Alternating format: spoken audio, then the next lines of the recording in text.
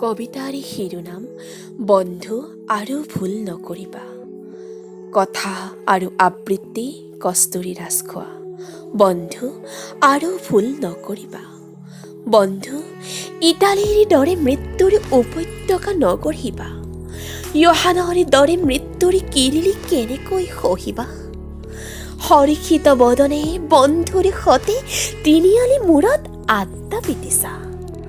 কাইলৈ মাজৰে এজন নোহোৱা হোৱাটো এবাৰ কল্পনা জানো কৰিছা। মুক্ত আকাশৰ তলত গাত গা লগাই বহি পৃথিৱীৰ ধ্বংসযজ্ঞ মোবাইলটোত সঘনাই চাইছা। তথাপিও একো নহয় আমাৰ বুলি দম্ভৰ দৰে কিয়নো কৈছা। মৃত্যু কাকো সুধি নাই, সেই কথা সদায় মনত ৰাখিবা।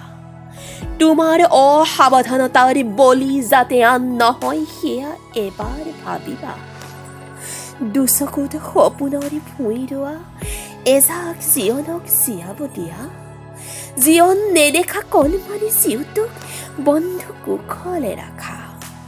আজীৱন ঈশ্বৰৰ সেৱা কৰা তোমাৰ ককা আইতাৰ বাঁহী হোৱাটো জানো তুমি বিচাৰা। দুদিনৰ কষ্ট যদি সহিব নোৱাৰা, আজীৱন আত্মগ্লানি কেনেকৈ সহিবা। আপোনজনৰ জীৱন মৰণৰ যুঁজখনৰ প্ৰত্যক্ষদৰ্শী হোৱাৰ মোৰ সাহ হ'বনে তোমাৰ। মৃত্যুৰ লগত যুঁজ দি ভাগৰি পৰা পেয়সীৰ উশাহৰ প্ৰতিধ্বনিত নকঁপিবনে তোমাৰ কলিজা। ভগৱানে নকৰক অকল্পনীয় মৃত্যুৱে যদি গ্ৰাস কৰে তোমাক। তোমাৰ লগত সপোন ৰচা মৰমৰ মানুহজনী এৰি যাব পাৰিবানে কোৱা। চকুৰ পচাৰতে ঠন ঠনাই সৰি পৰা সপোনবোৰ কেনেকৈ জোৰাবা।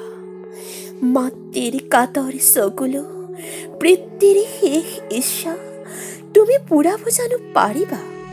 সেয়ে কৈছো বন্ধু, কাল অমানিশাৰ ছায়াৰ পৰা মাতৃভূমিক ৰক্ষা কৰা।